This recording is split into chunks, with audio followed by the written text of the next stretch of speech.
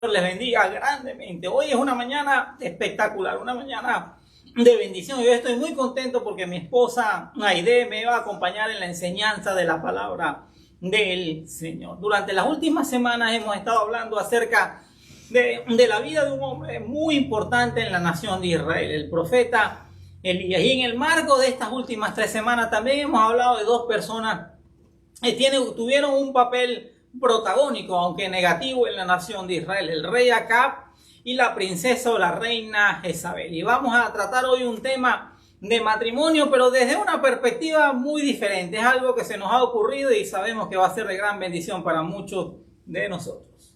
Amén, amén. Pues honrada y bendecida de poder estar aquí con ustedes junto a mi esposo en este espacio, esperando que sea de bendición para los que nos vean en el nombre poderoso de Jesús.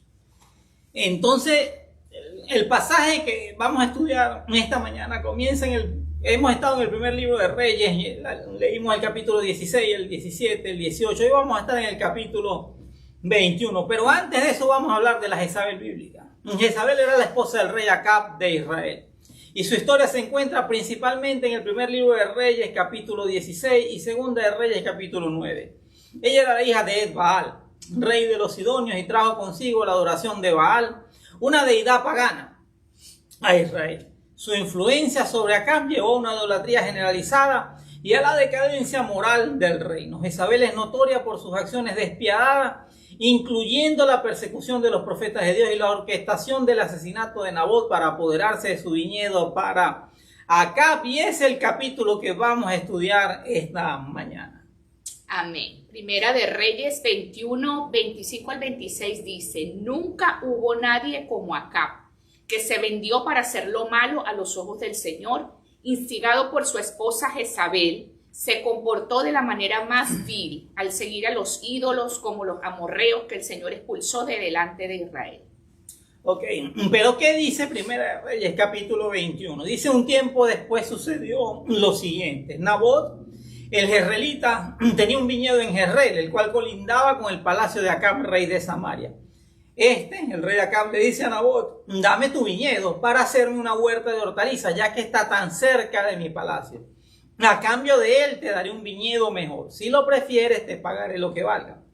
Pero Nabot le respondió: el Señor me libre de venderle a usted lo que heredé de mis antepasados.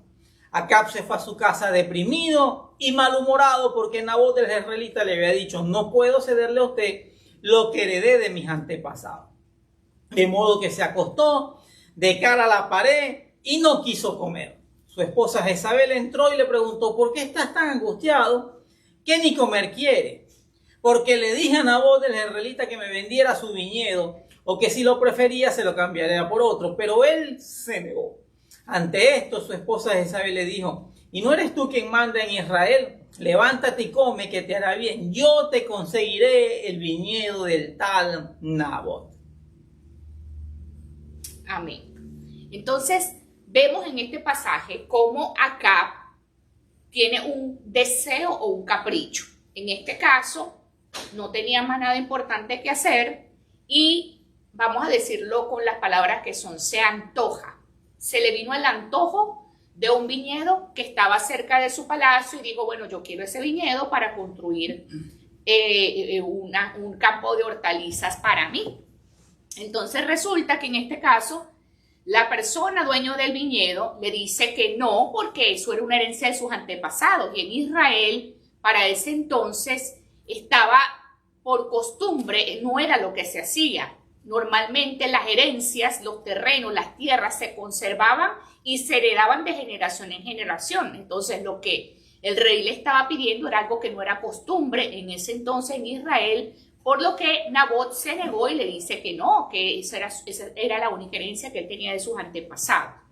Entonces vemos un Acab que, como un niño caprichoso que no consiguió lo que quería, se va a su casa y dice que se puso mirando contra la pared e inclusive ni siquiera quiso comer.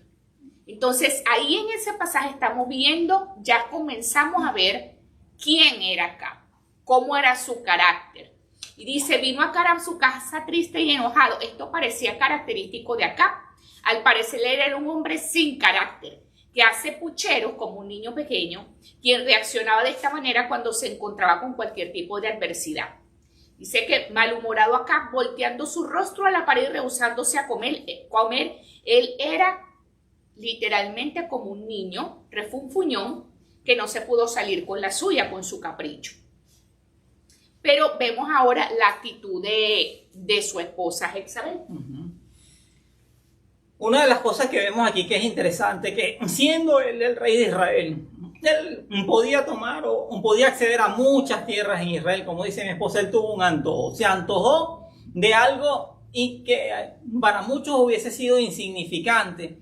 Entonces él tenía un reino que manejar, tenía guerras que planificar, tenía muchos enemigos y él estaba pendiente de una pequeña viña para construir un huerto de hortaliza. Otra de las versiones dice que cuando Jezabel lo escuchó, le dice: ¿eres tú ahora el rey sobre Israel? Yo te daré la viña de Nabot, yo lo voy a lograr por ti. Esa forma de hablar de Jezabel revela quién en realidad ejercía la autoridad en el palacio de Israel. Y es bien interesante que empecemos a entender el trasfondo de cada una de estas personas, porque más adelante vamos a estudiar el perfil de Acab y el perfil de Jezabel, porque lamentablemente esto es más común de lo que se desearíamos. El versículo 8 dice que de inmediato Jezabel escribió cartas en nombre de Acab, puso en ellas el sello del rey y las envió a los jefes y nobles que viven en la ciudad de Nabot. Y en las cartas decían: decreten un día de ayuno y den a Nabot un lugar prominente en la asamblea del pueblo. Pongan frente a él a 2 hombres perversos y háganlos testificar que él ha maldecido tanto a Dios como al rey. Luego sáquenlo y mátenlo a pedradas. Los jefes y los nobles que viven en esa ciudad acataron lo que Jezabel le había ordenado en sus cartas y hicieron el plan que Jezabel se había establecido. Pero quiero que resaltemos algunos puntos, ¿no? Dice que de inmediatamente escribió cartas en nombre de Acab y puso en ellas el sello del rey o el anillo del rey. El sello del rey o el anillo del rey representa la autoridad real. En todo lo que tú te puedas encontrar en la Biblia no encontramos un pasaje como este. Normalmente las esposas no tenían un papel relevante dentro de las cosas del reino. Pero en este caso vemos a una Jezabel que en realidad era ella la que mandaba. Era ella la que tomaba las decisiones. Ella era la que hacía los negocios. Ella era la que le complacía los caprichos a su esposito Acab, y dice que escribió cartas en nombre de Acab. O sea, ella usurpó la autoridad de Acab. Ella parece que Acab gobierna, parece que Acab dirige, parece que Acab fue el que envió las cartas, pero en realidad la que estaba detrás de todo eso era Jezabel. Y dice que puso en ellas el sello del rey. Este asunto es sumamente grave, sumamente importante. Una mujer, una esposa no puede usurpar la autoridad de su esposo. Es sumamente peligroso y es una de las cosas que trae grandes problemas, cierra los cielos, trae maldiciones y hace que muchos de los planes y los proyectos no se consigan. Y veamos lo que decía esa carta: decreten un día de ayuno. Fíjate que parece muy espiritual. Jezabel parece muy espiritual porque ella decretó un día de ayuno. Pues nosotros tenemos que aprender a discernir las intenciones del corazón. No todo es lo que parece. La Biblia dice que Satanás se disfraza como ángel de luz. Tenemos que tener mucho cuidado con las cosas que nos profetizan, con las cosas que nos dicen, con mucha gente que viene diciendo: el Señor me dijo, el Señor me mostró, o así te dice el Señor. Porque en el caso de Jezabel todo parecía muy espiritual. Decreten un día de ayuno. Y después dice: denle a Nabot un lugar prominente en la asamblea del pueblo. O sea, pónganlo en primer lugar. No todo lo que parece honra es honra. No todo el que te alaba o el que te dice cosas bonitas lo hace con la mejor intención.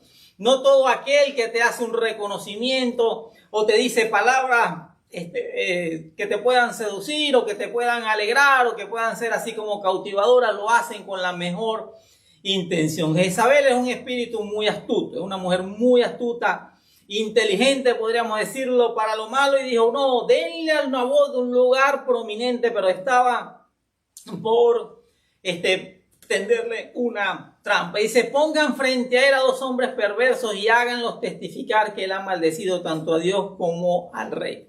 Y me llama mucho la atención porque la Biblia dice, y fíjate cómo el enemigo usurpa los principios de Dios. La Biblia dice que se necesitaban 2 testigos para afirmar que algo era cierto. Por eso ella manda a 2 testigos, pero en este caso eran 2 testigos falsos, eran 2 testigos comprados, eran 2 testigos engañosos. Y nosotros tenemos que tener mucho cuidado con lo que nos dicen, mucho cuidado con lo que la gente nos afirma decirnos que vio, que está seguro, que puede ser testigo de algo.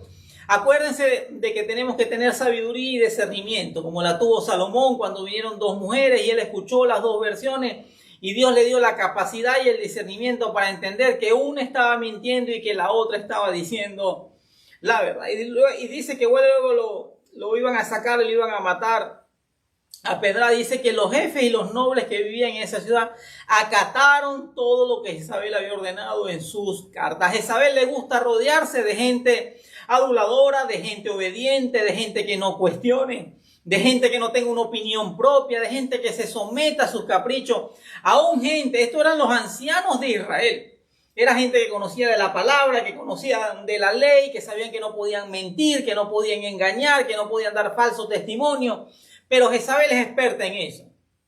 Le dice que lo vimos las semanas anteriores, que Jezabel perseguía a los profetas de Dios, pero tenía en su mesa un montón de profetas que le decían las cosas que quería escuchar. Es gente muy astuta, que se rodea de gente que los seduce, que les aplaude todo lo malo, que les aplaude lo que no tiene sentido. Así opera el espíritu de Jezabel. Y entonces así se cumplió el plan que había trazado Jezabel. El versículo 14 dice que entonces le informaron a Jezabel que Nabot había sido apedreado y muerto.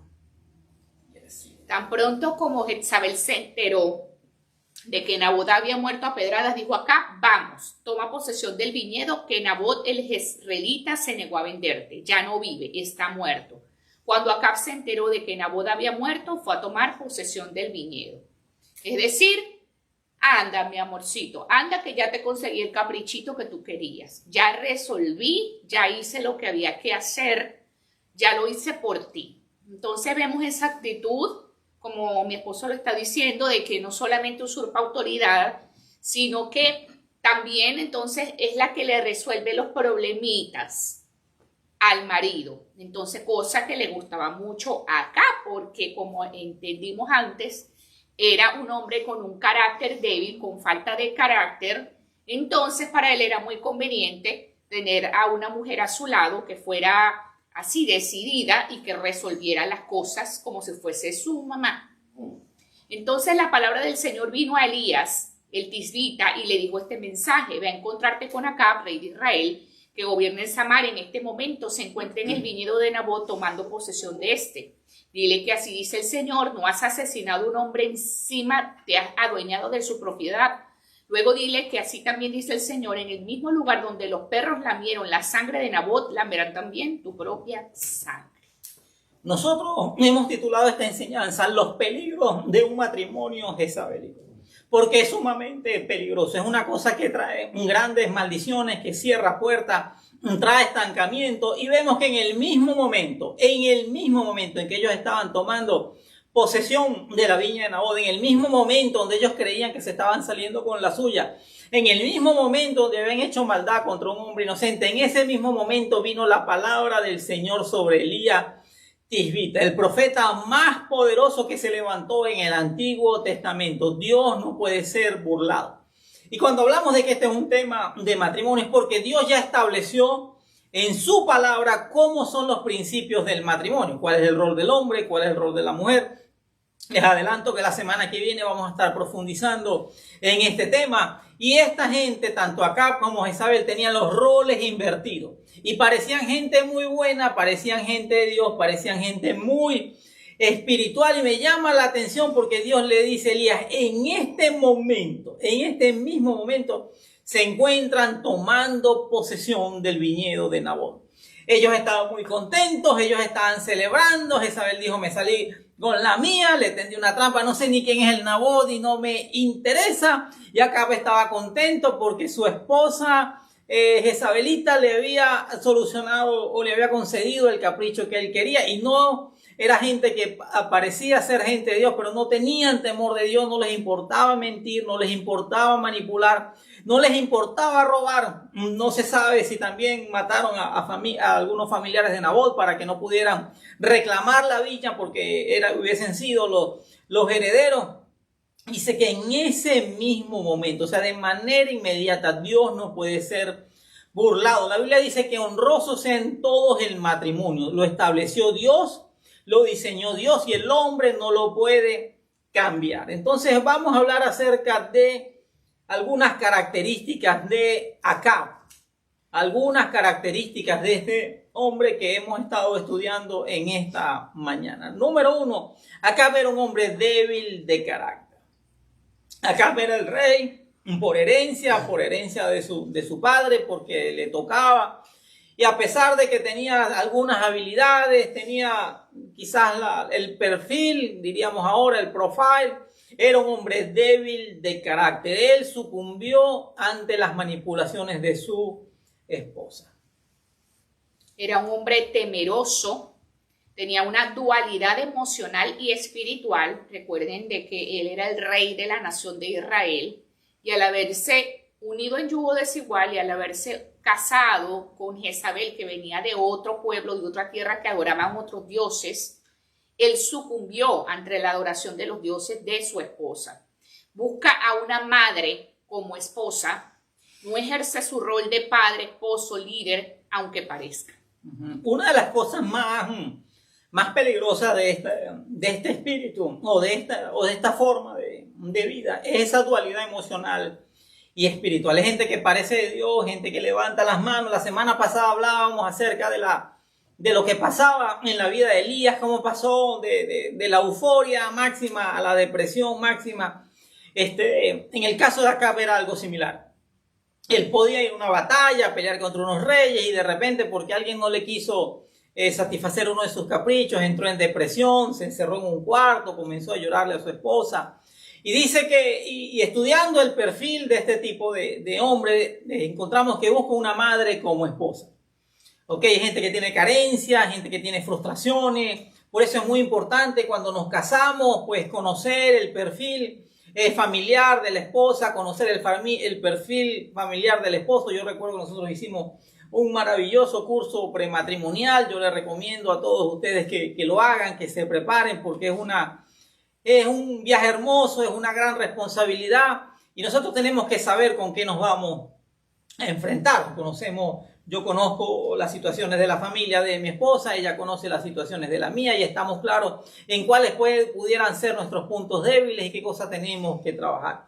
Entonces tenemos gente que de repente ha crecido en un hogar solamente con una mamá, que no tuvo una figura paterna y que para él la autoridad es una mujer. Ese tipo de hombres buscan entonces casarse con una mujer que sea más o menos como la mamá, que tenga un parecido físico o que tenga un parecido en el carácter o en las actitudes.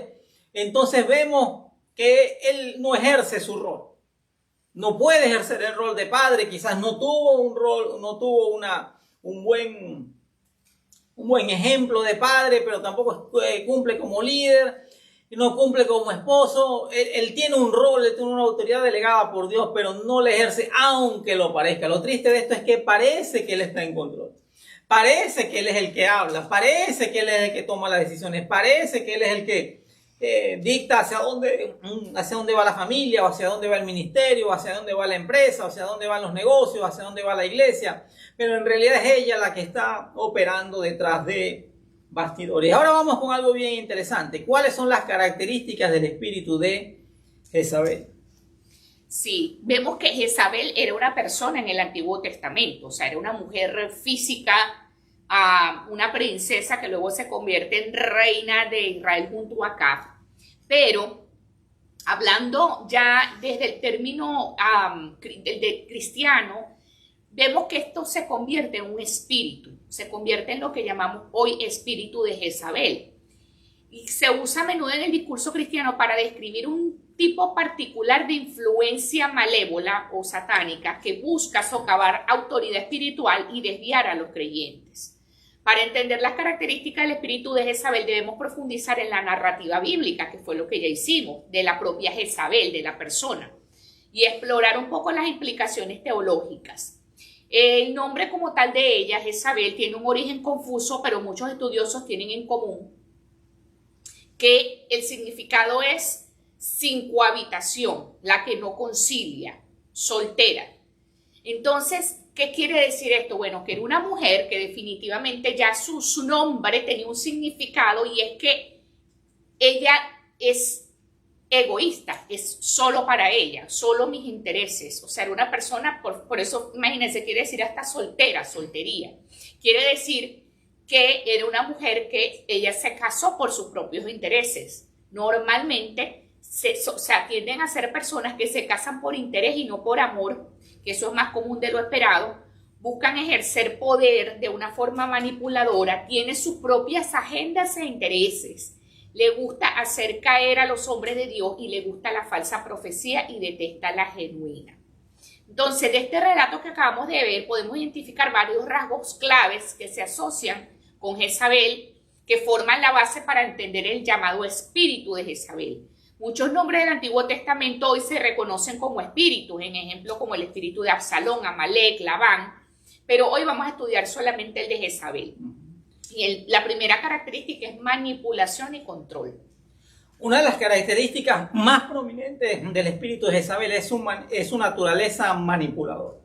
La propia Jezabel era una maestra manipuladora, usando su influencia sobre Acab para lograr sus propios fines. Orquestó las falsas acusaciones y la posterior ejecución de Nabot para adquirir su viñedo. Este acto de manipulación destaca una disposición de usar el engaño y la coerción para ganar poder y control. Ella no te confronta directamente, ella no te lleva a la contraria directamente. Es gente que dice, sí, está bien, va a ser así como tú lo dices, sí, bueno, pero no hay ningún problema. Ella no lleva a la contraria, ella busca manipular y ejercer el control de una forma con artimañas.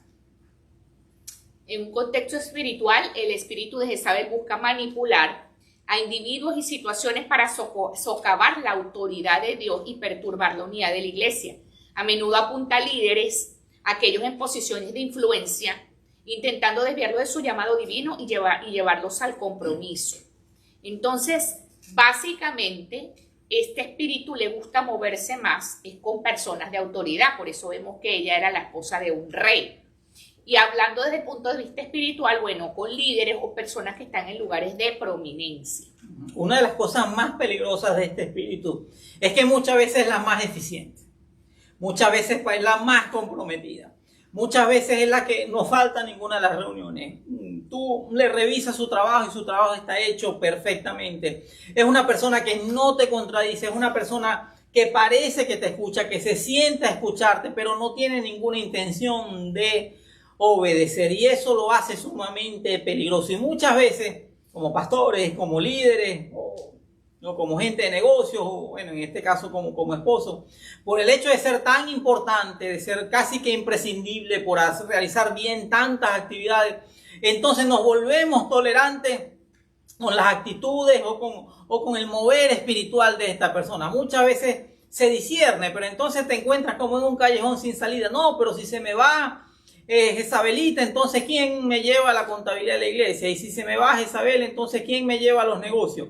Y si se me va Jezabel, entonces ¿quién trae la mayor cantidad de ofrendas o de diezmos a la iglesia? Y si se me va Jezabel, ¿quién me organiza los campamentos? ¿O quién me organiza los retiros? ¿O quién me organiza los ayunos? Porque es una persona eficiente, que parece comprometida y que escucha, pero que no tiene intención de obedecer.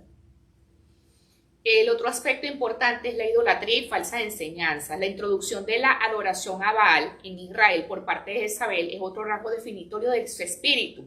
Ella promovió activamente la idolatría y llevó a la nación lejos de la adoración a Dios. En Apocalipsis 2:20, y hablando del Nuevo Testamento, Jesús reprende a la iglesia de Tiatira por tolerar a una mujer que se llama a sí misma profetisa y lleva a su siervo a la inmoralidad sexual y a la idolatría. Sin embargo, dice la palabra, tengo esto contra ti, toleras a esa mujer Jezabel, que se llama a sí misma profetisa, con su enseñanza engaña a mis siervos para que cometan inmoralidad sexual y coman alimentos sacrificados a los ídolos. Entonces ya este es el Nuevo Testamento, ya esta es la iglesia en el Nuevo Testamento, y es el mismo Señor Jesús el que habla y la llama por ese nombre. Dice, toleran a esa mujer Jezabel, no es que era otra Jezabel, es que se convierte en un espíritu que sigue operando actualmente en la iglesia y en los matrimonios. Precisamente en relación con el punto anterior, es donde Dios le cuestiona a esta iglesia: toleras. Cuando tú toleras algo, tú sabes que algo es malo. Tú sabes que algo está fuera de lugar. Tú sabes que alguien está haciendo algo incorrecto, pero tú lo toleras. Tú lo aceptas. Te sientes como atrapado ante esta situación. Porque dice, bueno, todos tenemos cosas buenas, todos tenemos cosas malas. Sí, bueno, yo sé que ella, pero en realidad detrás de todo eso hay un mundo espiritual. Recuérdate que se hace llamar, profetiza. Mucho cuidado con las palabras proféticas. Mucho cuidado con eso, con personas que te llegan así, me dijo el Señor, o el Señor te manda esta palabra. Mucho cuidado, porque detrás de muchas profecías, porque evidentemente la Biblia habla claramente de los falsos profetas y de los verdaderos profetas. No podemos ignorar la profecía como genuina, como que viene de un hombre de Dios, de un ministerio instaurado por Dios, pero tampoco podemos olvidar que existe la falsa profecía, que el enemigo es experto suplantando, es experto engañando, es experto simulando, disfrazándose. Dice la Biblia que el mismo Satanás se disfraza como ángel de luz. Entonces lo peligroso de esto es que Dios mismo le cuestiona a esta iglesia, Dios mismo le cuestiona a este hombre de Dios, Dios mismo le cuestiona a este pastor o a este líder: ¿por qué toleras a esa mujer Jezabel? Mucho cuidado con las cosas que toleramos a raíz de los intereses que podamos tener o de las cosas buenas que pueda tener Jezabel. Este pasaje sugiere que el espíritu de Jezabel está asociado con falsas enseñanzas y la promoción de prácticas que son contrarias a la verdad bíblica. Vivimos un tiempo peligroso, porque ahora hay muchas revelaciones, hay muchos sueños, hay muchas cosas que Dios me dijo, pero que no están sustentados en la palabra. Debemos tener mucho cuidado con las cosas que se introducen en la iglesia, que se introducen en los ministerios, que se introducen en nuestras propias vidas a raíz de la supuesta profecía. Busca introducir doctrinas heréticas y llevar a los creyentes al adulterio espiritual, desviando su devoción de Dios a otros ídolos, ya sean posesiones materiales, poder u otros dioses falsos. Bueno, otra característica es que se opone ferozmente a la autoridad espiritual y a los verdaderos profetas. Ella buscó matar a Elías y logró masacrar a muchos de los verdaderos profetas de Israel. En el contexto actual, esto puede manifestarse como un espíritu de rebelión contra el liderazgo de la iglesia y un esfuerzo por sembrar discordia y división dentro del cuerpo de Cristo. El espíritu de Jezabel a menudo trabaja de manera encubierta, usando chismes, calumnias y falsas acusaciones, tal cual como lo hizo con Nabot, que buscó 2 testigos falsos. Entonces,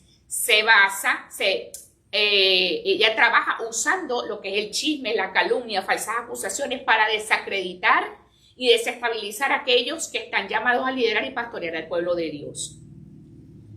El siguiente punto es bien interesante y quiero que me prestes mucha atención, porque habla de la seducción y la inmoralidad. Lamentablemente todos los días vemos el caso de pastores, de líderes, de hombres y de mujeres de Dios que sucumben ante el pecado sexual. Dice que otra característica del espíritu de Jezabel es su uso de la seducción y la inmoralidad para lograr sus objetivos. La asociación de Jezabel con la inmoralidad sexual es evidente en Apocalipsis 2:20, donde se le acusa de llevar a los creyentes al pecado sexual. Este aspecto del espíritu de Jezabel puede manifestarse de diversas maneras, incluyendo la tentación sexual, el compromiso moral y la explotación de debilidades para ganar control. Muchas veces el enemigo nos estudia, conoce nuestras debilidades. Recuerdo a un gran hombre de Dios, un gran líder que tenía masas, ganaba multitudes, tenía gran influencia sobre jóvenes, sobre gente joven, gente que era tremendo evangelista, pero él tenía un problema con el coqueteo. Él tenía un problema con querer agradar o coquetear con una muchacha. Él era soltero y todavía no se había casado, y entonces nosotros hablábamos, y decía, ten mucho cuidado con eso, y él siempre me decía, no, yo sé hasta dónde llegar.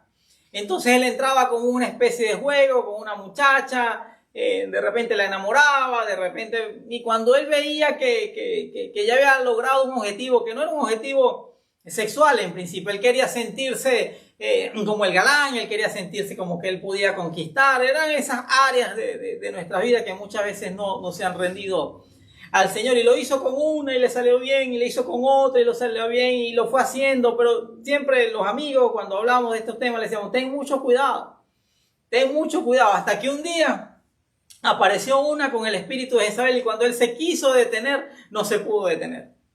Cuando él quiso decir ya, no pudo decir ya, porque este espíritu es fuerte, este espíritu te atrapa, este espíritu te seduce y este espíritu te empuja. Ve, este espíritu es tan fuerte que un hombre como Elías, que había vencido a 850 profetas el día anterior, al día siguiente, con solamente mandarle un mensaje, acabó y derrumbó la vida de Elías. ¿Cuánto más puede hacer con cualquiera de nosotros? Mucho cuidado, porque actualmente el pecado sexual se ha vuelto... nos hemos vuelto complacientes, estamos bajo la gracia, no hay problema, te vas a volver a levantar, te volviste a caer, 7 veces cae el justo, 7 veces Dios lo levantará. Sí, todo eso es cierto, pero hay que tener cuidado con espíritus que se mueven dentro de la iglesia. La naturaleza seductora del espíritu no se limita a la inmoralidad física, sino que también a la seducción espiritual. Tienta a los creyentes con promesas de poder, éxito y realización fuera de la voluntad de Dios, llevándolos lejos de la verdadera adoración y obediencia. Yo recuerdo una vez, hace algunos años, dirigíamos una institución de niños de la calle que hemos retomado recientemente, y un pastor amigo me trae unas personas que tenían un llamado.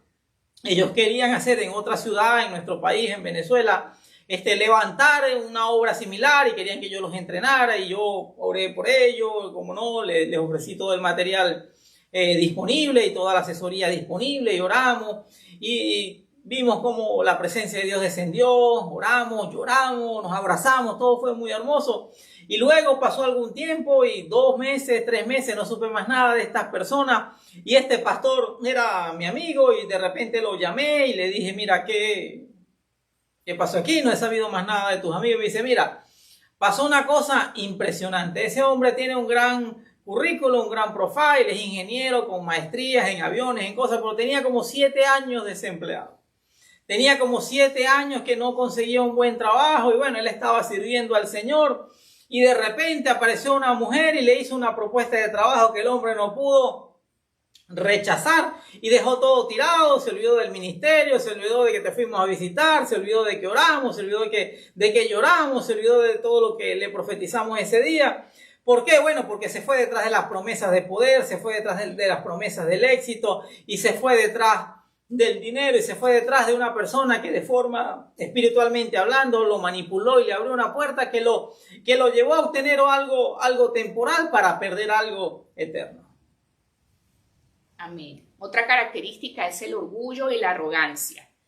Las acciones de Jezabel demuestran un profundo sentido de orgullo y arrogancia. Ella creía que podía desafiar los mandamientos de Dios y salir impune. Su confianza en sus propios planes y su descarado desprecio por la autoridad divina reflejan la naturaleza orgullosa de este espíritu, que a menudo se manifiesta en individuos que exhiben un sentido de superioridad y derecho, creyendo que están por encima de la corrección y la responsabilidad. Resiste la humildad y el arrepentimiento, lo que dificulta que aquellos bajo su influencia reconozcan su necesidad de la gracia y del perdón de Dios.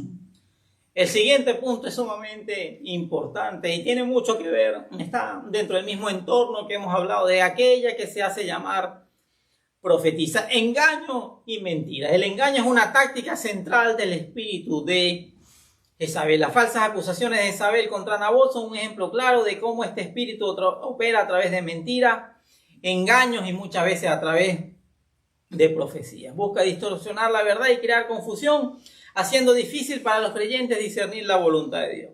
En la iglesia, el espíritu de Jezabel puede difundir falsas doctrinas, crear malentendidos y fomentar un ambiente de desconfianza. Se alimenta del secreto y la manipulación, a menudo trabajando detrás de escena para lograr sus objetivos. Una de las cosas peligrosas de este espíritu es que no te confronta directamente, sino que lo hace en lo secreto. Te va minando tu autoridad, se va llevando a tus líderes, los llama aparte, los invita a comer, los invita a un compartir, pero en ese compartir, les voy a contar algo para que oremos. Esa es la forma evangélica de llevar un chisme. Vamos a orar por el pastor porque tuve un sueño de que el pastor esto y aquello, y empieza entonces un pequeño grupo y contaminas a 2 o 3, luego repites la misma operación y vuelves a invitar a otras personas. Y esta gente, como te dije hace rato, son eficientes, aparecen intachables, nunca fallan, nunca faltan, están siempre allí, pero operan detrás de un espíritu de engaño. Siempre recuerdo, en medio de una reunión de oración se levantó una profetisa para decir que uno de los pastores de la iglesia era homosexual. ¿Por qué razón? Había un rumor de que como ya había llegado a los 50 años y nunca se había casado, entonces había un montón de rumores acerca de la vida de esta persona. Y se levantó una profetisa y el pastor fue literalmente sacado de la iglesia. Tiempo después, ese mismo pastor recibe una llamada de esta mujer para decirle: oh, perdóneme, discúlpeme, es que hubo un espíritu que me engañó y yo dije eso, pero ya yo supe, entendí que era un espíritu de engaño. Y ella le dijo: bueno, hermana, yo la perdono, pero ya el daño está causado. O sea, el objetivo detrás de este espíritu es dañar la autoridad, es afectar a los hombres de Dios, y lo va a hacer de manera muy espiritual. Yo creo que definitivamente, como dice la Biblia, estamos en los últimos tiempos, estamos en unos tiempos difíciles y tenemos que aprender a discernir y entender que no todos en la iglesia somos iguales. En la iglesia está tanto el trigo como la cizaña. En la iglesia hay falsos profetas y hay verdaderos profetas. En la iglesia hay gente llena del Espíritu Santo y gente llena de otros espíritus. Hay gente que hace las cosas de verdad, de corazón, y hay gente que las hace con un interés personal o un interés espiritual. En la iglesia hay gente que va a echar brujería.